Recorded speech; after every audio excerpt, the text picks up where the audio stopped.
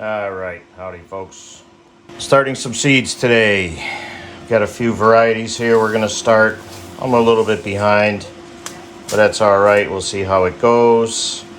I think the only thing I probably won't have in time is celery, but it might be a late bloomer this year. Let's see. We're gonna do broccoli, celery, peppers, two different kinds, jalapeno, King of the North, and then we're gonna do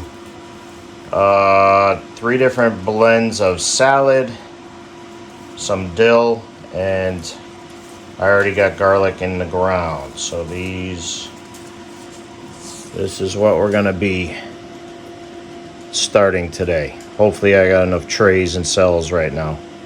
So now this is the only soil besides bulk compost. Sometimes I get trailer loads of bulk compost, but I don't have enough property and materials to really start starter soils that aren't going to introduce bugs and wildlife into the house. So I buy this organic starter, this Esfoma. It's pretty good. This is a potting mix.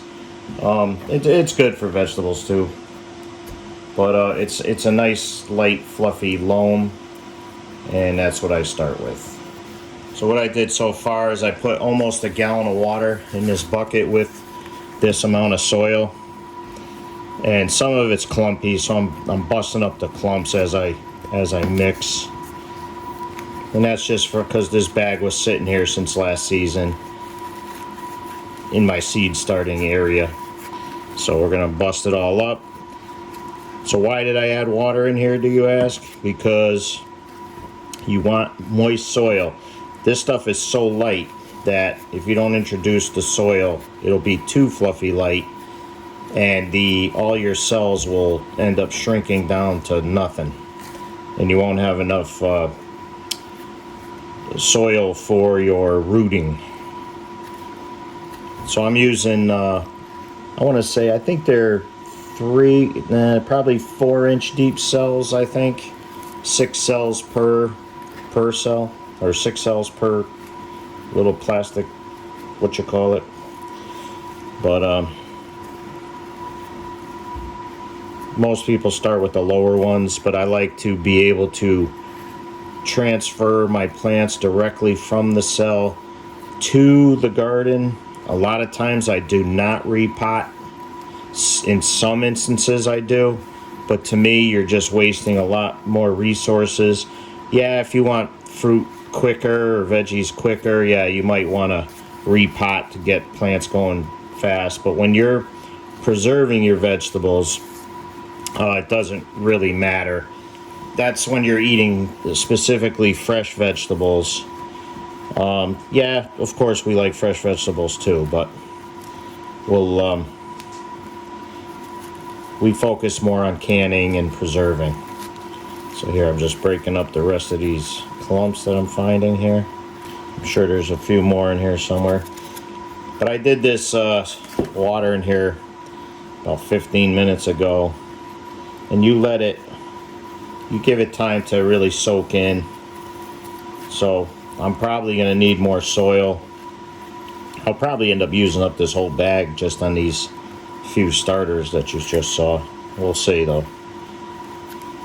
But this is my last bag. I might have to run out and get some more. I'm trying not to make a mess in the house. It's too cold outside. It's still only about 21 degrees outside. It was 16 this morning when I got up. But this is soaking in nicely. And you don't want it super soaked, and you don't want it too dry. You want to be able to compact your cells just a little bit. Not too much, not too little. But you want some of your sensitive plants, you want the roots of those sensitive plants to be able to travel down in the soil without any restriction. Normally I do this stuff outside. Like I said, it's too cold today. I will, however, fill the cells outside. I'll set up a little folding table. I'll go out there quick, because I'm probably going to have to do this entire bag. Whoops, now I'm making a mess. My bad. Wife's gonna kill me. Alright, So I got my soil out here. Put my dirty gloves on. Most of the time I do this barehanded, but it's the middle of winter, so whatever. It is what it is. This is my little utility table. I've been using this for everything. I hope I got enough cells out here. So I've been reusing these same cells for years. I have spares. I bought a lot of extras just in case the apocalypse happens.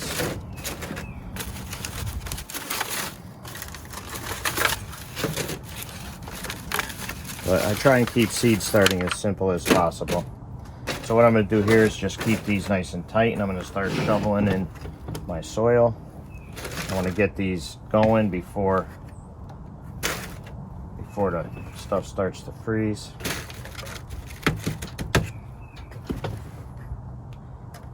Definitely going to have to make the rest of my soil. You'll see how this whole tray might even take just about this whole bucket and then some.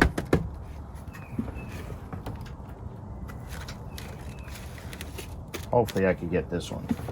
All these fold, but I neglected. Usually I go out early in the season and I get my seed starting stuff before today, so I have it ready to go. And I'm continuously mixing this. Ah, look at that. That's all right. I'll sweep it right into the cells. Nobody ever said this wasn't messy.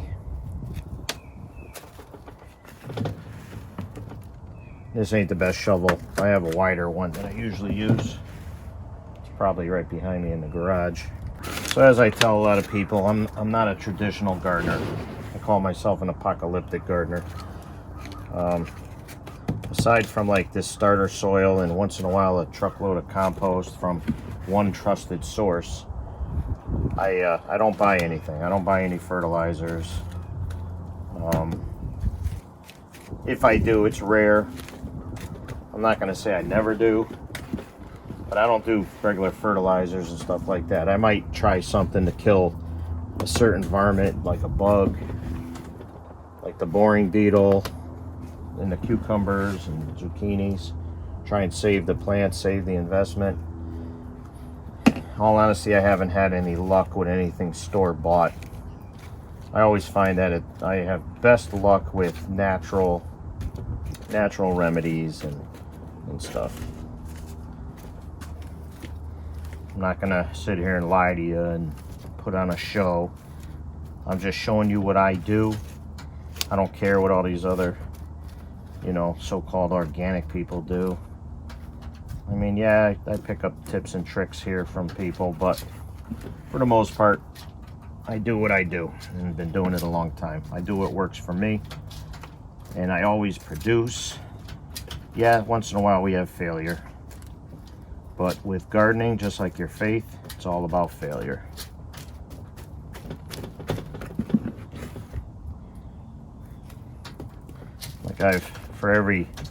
Like some people, they really compliment me on my garden a lot of times, but what they don't realize is how many times I've failed to get that type of result. I mean, I've probably failed more than I've done well. That's why a lot of people get discouraged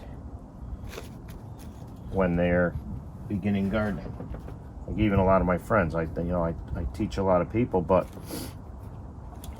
everybody wants to be perfect the first time, and that's just not the way it is. You don't just come out of the womb and walk. Alright, so I'm gonna have to mix some more of this. Alright, so I'm just lightly tamping this in. I'm not doing this hard. What I'm trying to do is just tamp it in just enough so the roots can still get in there, dig down, but the cell won't sink throughout the starting season here. If I have some sort of problem, then I'll transplant. Until then, I go direct. I direct sow from these cells right to the garden. Oh, let's break up some of these before I dump the water in. It takes about 15 minutes for that water to really soak in. You can see how fluffy, light this loam mixture is. And again, this is just a, you know, so-called organic starter mix.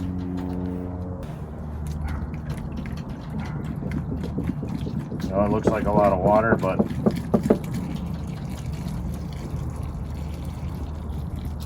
that will absorb all in. Okay, I'm gonna let that sit for a little bit and we'll be back. All right, so I'm back. So I had to run up to the nursery and I bought this starter mix because they didn't have the stuff I normally buy. This is, let's see, Black Gold. So I'm kind of in a pinch. Let's see. I didn't even read the label, but it's a natural and organic seedling mix. Seed germination, cuttings, cell packs, tray or flats. So this should be good for what we're doing. They claim organic, but we'll put it to the test. All right, so I ran and got some more water. So what ended up happening is this tray, I scooped out the drier stuff, but I ended up putting too much water in there. No big deal. It's really not a big deal because the any excessive moisture will drain down. It's not a big deal. All right, so as I stated, I dumped that extra water in here so you could see that's too wet, too moist. I mean, worst case, you use it and it drains down, you wait a little bit, no big deal. It's really not a big deal. So we're gonna actually mix this with the other stuff. I'm not afraid to try new stuff. Oh wow, this stuff is really light. Holy moly. Boy, that's nice, really. Wow. We'll see how it does. I might like this better than the Espoma, but the Espoma is good. But seedlings, what I'm gonna do this year though is I'm gonna actually take my rabbit manure, the dried pellets. I'm gonna start collecting it, and I'm going to break it up to a real fine, like a loam, and I'm gonna use that to spread over my seedlings to fertilize them. That's Lifestar flying over right there. Hopefully somebody didn't get hurt. Oh, this looks nice. So you can see in there.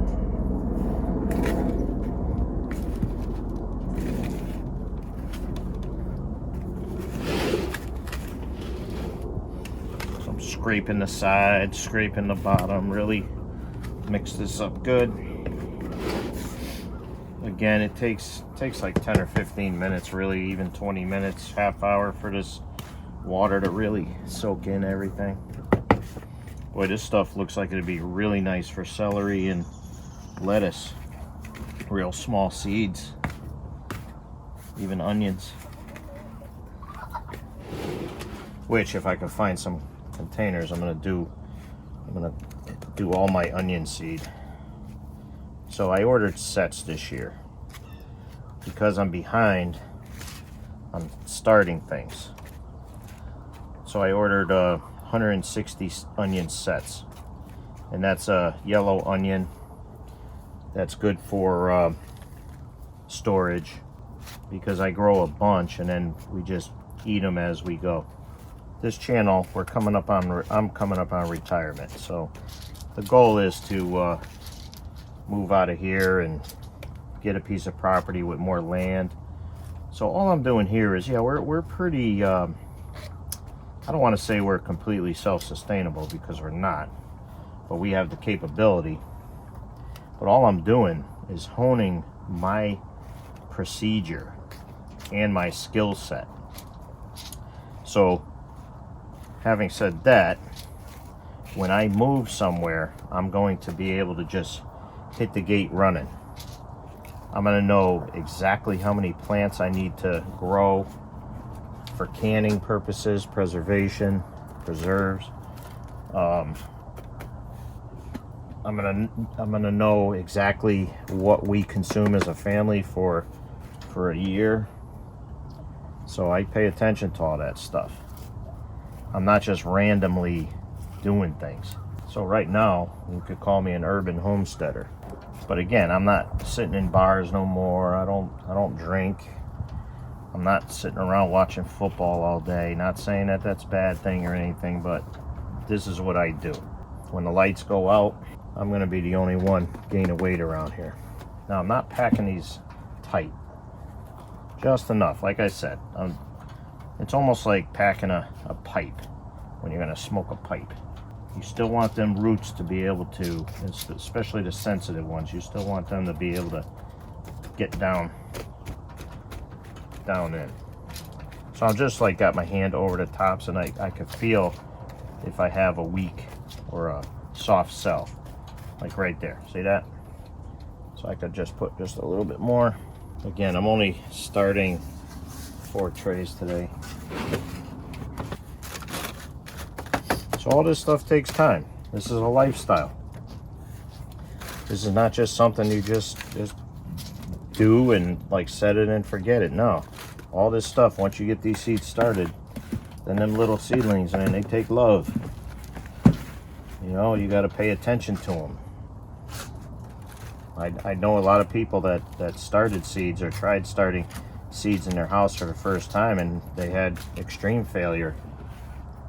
Then there's some people that kind of have a green thumb and they're able to do it with ease. Make all of us look stupid sometimes. Like a lot of people, they ask me questions about gardening, and I'm like, well, what type of gardener do you want to be? I was like, I may or may not be of help to you because I'm not a traditional gardener, by no means. I am, I call myself an apocalyptic gardener. I do things different. I only use my rabbit and chicken manures and leaves, mulch leaves in my garden for, you know, fertilizers and soil buildup. Aside from the occasional, like if I'm going to start a raised bed, you know, I only trust one source around here for compost. Once in a while I'll get some pig manure or something from my buddy if he has any. But I've also gotten horse manure from him. I've gotten cow manure from another buddy sometime. But if I gotta like go out and purchase compost, there's only one source that I kind of trust around here, and they changed their name. I forget the name. It's something. But I'm able to go up there with my dump trailer, you know, and they give me which you could see on one of my videos if you dig back, us going up there and having our trailer filled. So we bought this soil at the local nursery over here in Newington, Stonehenge. I try and do as much business with the local people as possible. So I go in there several times a year. You know, if I'm buying flowers or something, I go over there. All right, so this is semi-fun part. All right, so we're gonna do peppers, King of the North peppers, and jalapeno. These are Craig's Grande jalapeno. Okay. Now we're not gonna overdo it, so we're gonna do this 6 cells, this 6 cells, this 6 cells in King of the North. I only need 12 pepper plants. I'm gonna grow an extra 6 just in case I have an issue. And then I'm gonna grow 6 jalapeno plants. I don't normally need that many, but this year we're gonna be canning some chili. I know that ahead of time. So I'm going to grow an extra few plants. So I'm going to actually plant all 6 of these jalapeno this year, and then the rest in the row will be King of the North. So usually I believe I do 14 plants total, I believe is my count. So you got 6 in each one, so that's 12. So I'll have 6 jalapeno, and then 8, I believe 8 King of the North pepper plants gonna go in the garden, but it always pays to have a little extra. So what I end up doing is I'm just gonna poke a little hole in each center. I'm not going crazy, just make sure I hit every little cell, just enough to drop a seed in there. Now, pepper plants are relatively slow growing. They're like a medium growth, I describe them as. So I am starting these earlier than I normally would, but last year my pepper plants were a little on the small side going in, so this year obviously I'll have some larger plants. Alright, so these seeds were actually for this year I bought them, that's right. So 12/31/24 is the date on here. So a lot of times I use seeds that are a few years old, a lot of times, because I don't like them to go to waste. But I got a feeling that we're gonna have a pretty bad year coming up, so I'm using all new seed, almost exclusively. So what I did, I just put a little ripple fold in here. You know what, I'm just gonna, boy, they didn't give me a lot of seed. I'm just gonna put a bunch in my hand. Let's speed this up a little bit. So I'm gonna put 2 in each hole.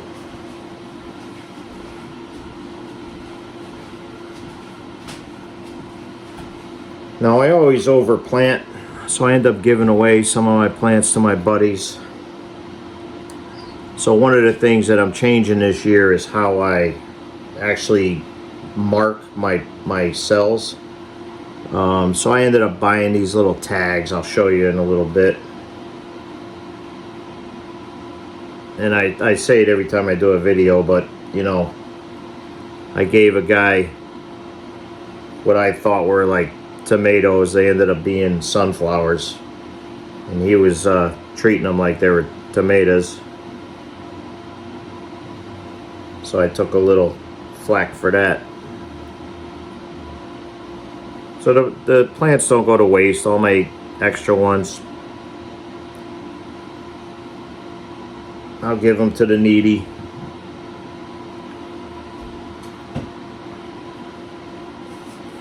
So I noticed they're giving me a lot less seeds in these packets than they normally do. A lot less. That's why it's good to learn how to save seeds. Now with Baker Creek Seeds, 99.9% of the time I got 100% germination when I do it the way I'm doing it now. Alright, so these are the labels that I've purchased for this year. Alright, they come in a box. These are from Ken Sizer, I guess. It's 10 times 100 packs, so there's like 1,000 labels in there. Okay, so before I label these, I'm going to make sure that the seeds fall down in that hole good. And I'm just lightly covering them.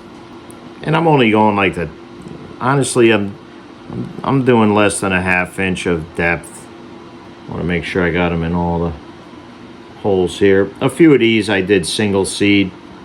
Most of the time I do 2, but I always end up with too many plants. So since I plant or start all the same seeds, I'm just going to make 3 of these because I did 3 sections of 6, 3 cells.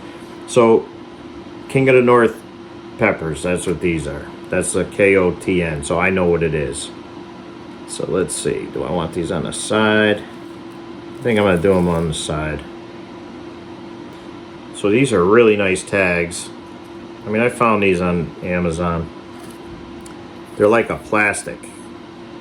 So I'll be able to save these for next year because I'm pretty repeatable on planting the same seeds every year.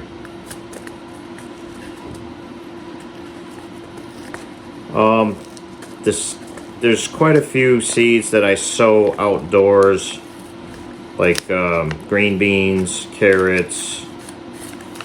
Sometimes I do cucumbers outdoors. All right, these are the jalapenos. Perfect. 2 in each hole. All right, I'm just gonna lightly cover these up. Now you want the seeds to touch soil, so you don't want to pack these too hard, then they ain't gonna be able to break the surface. So I think I'm gonna do, because we're doing pickles this year, so I think I'm gonna do these last 12 in dill. Oh. All right. I know I should probably have the tags facing you, but as long as I know what they are. All right, so let's get our... Now dill, I grew some beautiful dill last several years. Now, however, last time I did pickles, I did like 35 quarts of pickles. I botched the recipe a little bit. I messed up the recipe. So they're a little too salty, which is fine. So I've been desalting them. I ate most of them, but saving some for the chickens. But same thing. These you want to sow a little closer to the top. But the dill comes up nicely perennially, so a lot of times it comes up every year. So now I got rid of one of my elevated raised beds, and that was the bed that I grow the dill in. So this year, now I had mentioned earlier that I think 2024 is going to be a whopper. Do I know for sure? No. But with the vid and all these supply chain issues the last couple of years and all that's transpiring, it's not looking good. I don't like what the current administration is doing in a lot of aspects. So we're gonna put my apocalyptic skills to the test. But hindsight is 2020. I don't trust anybody. I really don't care who everybody else trusts or what everybody else is doing. I do what I do, and I'm 99% correct typically when I do it. I haven't been wrong on a lot of things in the last several years. Again, that's my opinion. I live by fact and go by history. I learn from history. So it is what it is. Alright, so I'm just marking this one dill. These things are nice and thick too, but I think I got 2 of them here. So that's what it looks like facing the names. Actually, what I didn't show you, and I'll show you on this one, is I watered them in heavy with a water bottle, a spray bottle. I saturated the top pretty good, And even though the soil, I added water when I put them in the cells, you want to soak them in. You want to get those seeds a little bit wet. You don't want them drowning. You don't want them rotting or anything like that. But you need to get them going. Like, I won't add any water to the tray for about a day.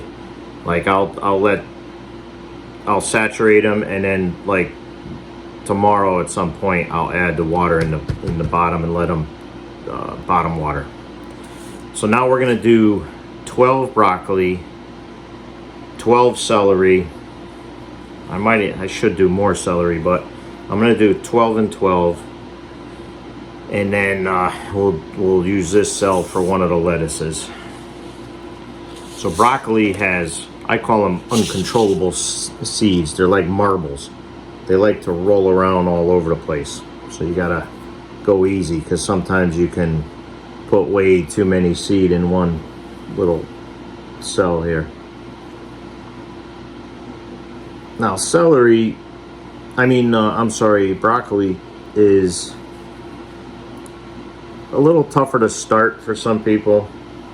I mean, I've had pretty good luck with mine, but I even struggle with it sometimes because the seedlings like to get tall and lanky.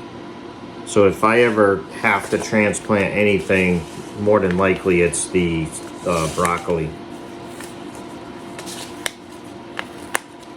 So what I'm gonna do with this seed, and I can't avoid getting too many down in the thing.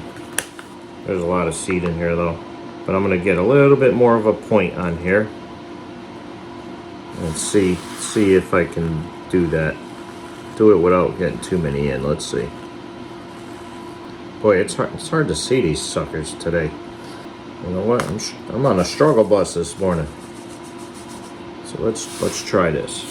You know, I'm wearing reading glasses now, and the lighting in here isn't great. So now every year I buy, like even last year I bought a bunch of seed. Even though I did not do a garden last year, but in an emergency I can always give that seed to somebody. Extra seed. Or if I need an emergency to expand my garden, you know, I'll take the tiller, I'll till a garden in the front yard, you know. But if neighbors are struggling, and they, you know, a lot of people aren't ready for just about anything. So if people ain't ready, I could even till a section of their yard for them and give them some seed to start. And for me, it pays to mark them as I go, because I will forget 5 minutes from now what I put where. I'm horrible like that. All right, so broccoli's done. Now we're gonna move on to celery. Well, celery is a really tiny seed. So with the celery, you kind of surface sow. So this stuff, I don't know if you can see it, but it's like super tiny. So what I'm gonna do is I'm gonna rough up. I'm gonna take my pencil and I'm just gonna kind of like rough up the little bit of compaction that I have here. And I'm gonna do it over the cell area where the roots can go. Now I find that celery is one of my hardest things to start from seed. I should have started this stuff in September, October, believe it or not, because for me this is such a slow grower, like super slow. I was pretty busy this year. So I'm putting several seed in each. I'm being a little bit on the liberal side, and I do have a lot more of this seed. I mean, that should be more than enough. All right, so I believe I hit everything. So all I'm gonna do is just lightly kind of move them around so the seed kind of drops down. Barely covering any of them. Some of them may get covered, some may not. I'm gonna do some lettuce, so This is a variety that grows better in the wintertime. But I'm thinking about trying it. Cold hardy classic Pennsylvania Dutch winter lettuce. This variety is a descendant of the new extinct 1700s variety called white tennis ball from the Roughwood seed collection. One of the most frost-resistant lettuces known, superb for winter harvest. Best grown as a spring or fall crop in most areas. So I'm gonna do 2 cells with this. And again, each cell consists of 6 mini cells. So now lettuce, and there's not a lot of there. It seems as though they're not giving me as many seed as they normally used to. But I'm gonna do the same thing as with the celery, because this is more of a top sow type seed. It's very small, and I'm gonna be liberal. I'm gonna do this whole packet because I plan on eating a buttload of lettuce this year. Lettuce, spinach. I'm gonna grow a lot of spinach. So as much as it pains me, because I wasn't gonna construct anything else here at the homestead, what I'm gonna end up doing is building a few more raised beds for this year. All right, so here we go. So I'm gonna do this whole packet because worst case, I could thin it. We could do some for baby greens, and then we can do some for, so let's do them all over and see what happens here. This is experimenting. And this I didn't order this lettuce. This came as a free packet from Baker Creek. Same thing, I'm gonna barely touch these. I'm just gonna cover a few subtly.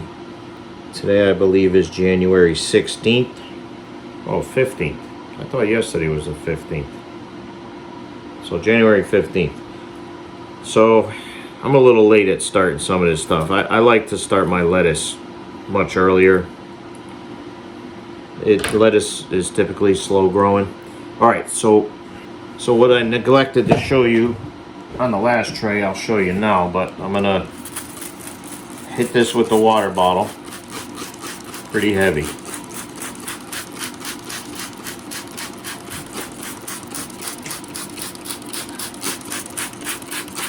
I'm gonna go over it a couple times too. So the key with starting seeds is you don't want your soil to ever dry out. You want just enough moisture. When it gets dry, you might be in trouble. That's why I like the bottom water. I used to top water, and it just gets annoying.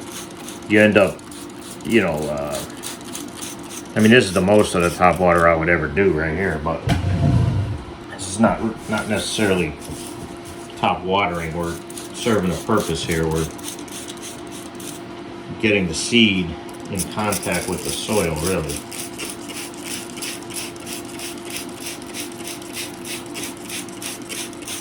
But I like the bottom water. Depending on the heat of the room, because these are going in the living room where the wood stove is. So depending on the temperature of the room, the soils could dry quicker. So you gauge your watering, your bottom watering, on the soil. So you can kind of visually see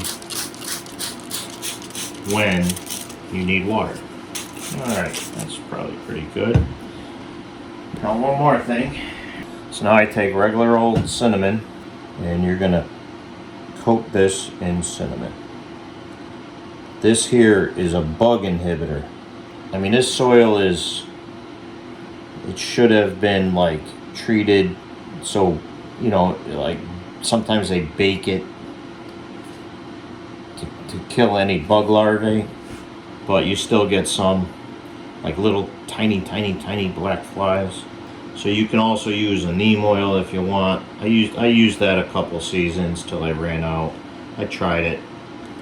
I don't think anything beats the cinnamon, honestly. And you could be a little liberal with this. This is natural. It ain't gonna hurt the seeds or anything. It smells nice. All right, so now I got 2 more lettuces to do. These 2 guys, I love these. These are delicious. So what I'm gonna do is this whole flat is gonna be one kind here and 1 kind here. So same thing, these are all gonna be top sown, so I'm gonna just poke around and loosen up the soil. And I'm gonna be liberal with this seed because I can thin these and transplant them outdoors earlier. Like I said, we are going to eat a lot of lettuce this year. I'm gonna grow a ton. And I have my best success with lettuce when I start it early. It's harder for me to start lettuce in the hotter, warmer months. And that kind of goes without saying. Lettuce does technically do better for me in shadier climate, shadier areas. And sometimes when you're away for the day, you're stuck at work or whatever, you can't get to watering it quick enough. Although I did mention bottom watering and stuff like that. Now in the main garden we do bottom watering, meaning I use water strips, so they end up like soakers almost. But in the raised beds, I have to use a hose. All right, so we're gonna do the Rocky Top in these 3 cells in a row. And I've come accustomed to, like I used to do a lot of green leaf lettuce and stuff, but man, I'm really liking these mixed blends here. So I'm just gonna be liberal with these babies. I have a lot of lettuce seed. I give you plenty in here for these. Now again, I'm just gonna lightly, very lightly, just touch these down, and you'll get partial sown. You won't, I don't know, we'll get a bunch of these. We'll start, but some won't. But we'll see. I'll show you progress. We'll show you. Sometimes I'll sprinkle, you know, soil over like super lightly, some of the dry loam, but I'm not gonna do that this time. All right, so now we got, this is called Merville de Quatre Saisons. I don't know. This is new to me though, this one. The Rocky Top I've grown a lot, but this one, this is my first time. So we'll try it. I'm not afraid to try new stuff. This is a darker seed.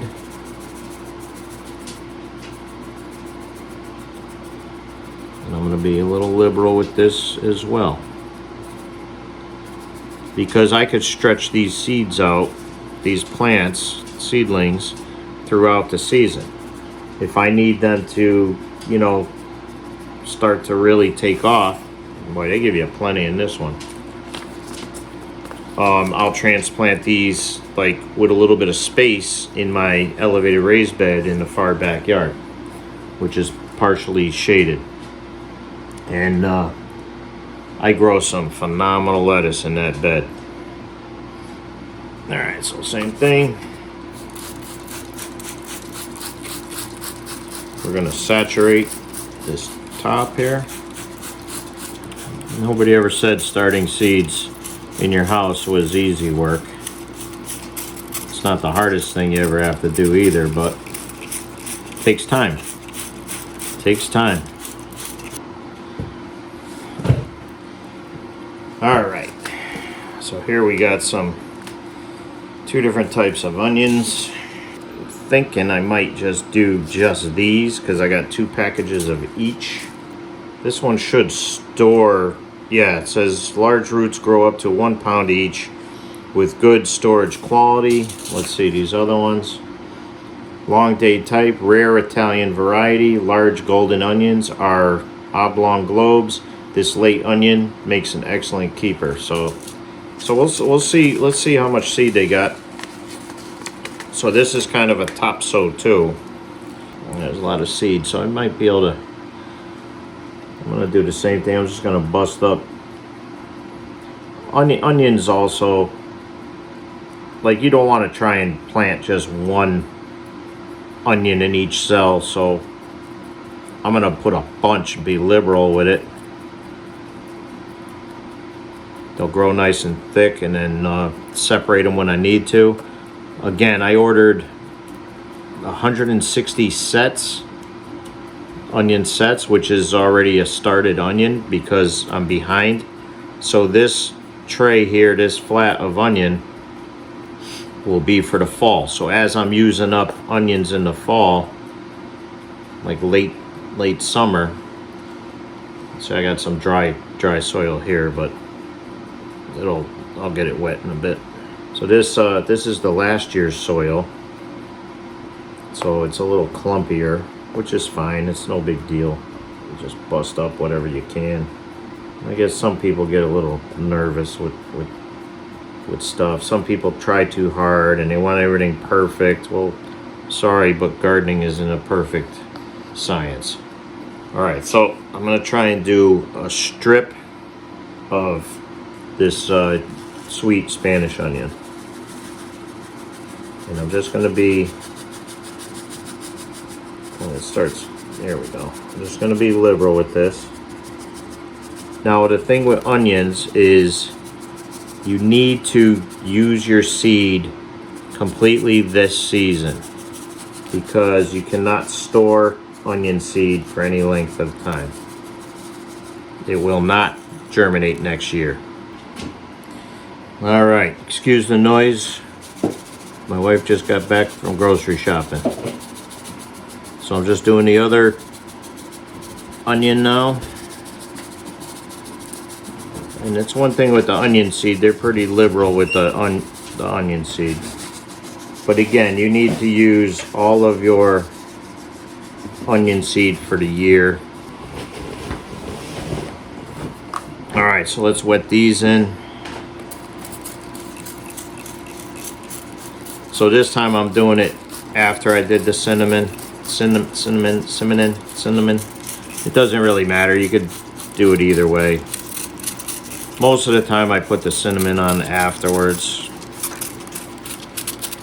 This also is a fungicide. It's antifungal. You know what, I'll add a little more cinnamon after this because I'm washing it down. Alright, so this is where we're finished off today. We got 4 flats done. You could see they're all wet and cinnamoned, ready to go. So we'll just watch for germination, watch for updates. I'll probably do most of the updates on shorts this year. So thanks for watching. Hit that like and subscribe.